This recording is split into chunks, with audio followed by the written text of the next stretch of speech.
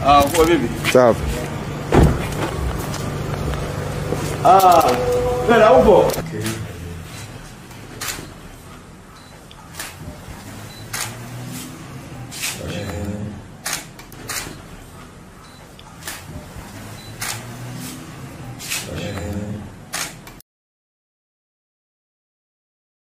Au katibu wa kata au katibu wa jimbo wilaya. Okay. Kwa tunaweza kwanza kuthibitisha sawa.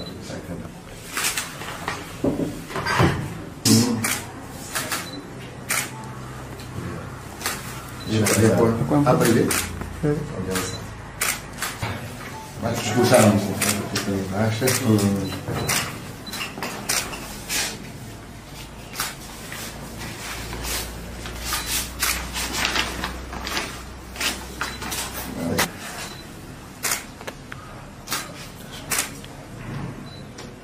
Jipima na nimeona ninatosha kuomba nafasi kwa awamu ya pili ya kugombea ubunge wa jimbo la Arusha mjini, na kuzingatia kwamba ninajiona nina sifa zote. Ukienda kwenye upande wa elimu yangu haina mashaka ya aina yoyote, haina dosari yoyote, nina vyeti ambavyo havina mashaka.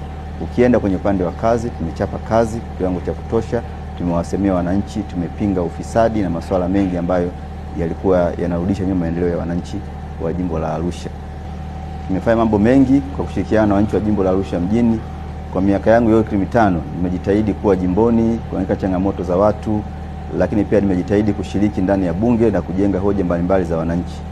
Iko miradi mbalimbali ambayo tumejengea hoja ambayo na imepitishwa, kama mradi wa taktiki ambao unakwenda kujenga barabara ya Ngo-Sheraton, barabara ya Ola City, unakwenda kujenga stendi ya kisasa jiji la Arusha, soko la Kilombero na soko la Mlombo.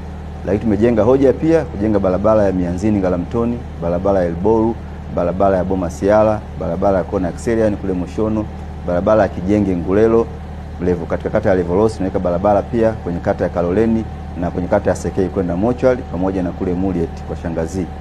Lakini halikadhalika pia tunajenga barabara ya Eso Longdong ambayo inaunganisha Unga Limited pamoja na kule Sokon 1 na maeneo mengine. Lakini tumejenga hoja kwenye huduma za afya, tumeboresha huduma za afya kwenye maeneo mbalimbali. Kwenye masuala ya elimu tumejenga shule mpya za elimu za sekondari pamoja na msingi na masuala mengi ambayo yanahusiana na maendeleo.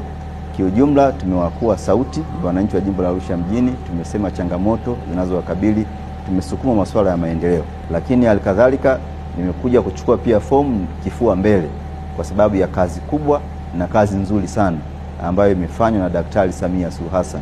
Daktari Samia ameiangalia Arusha kipekee.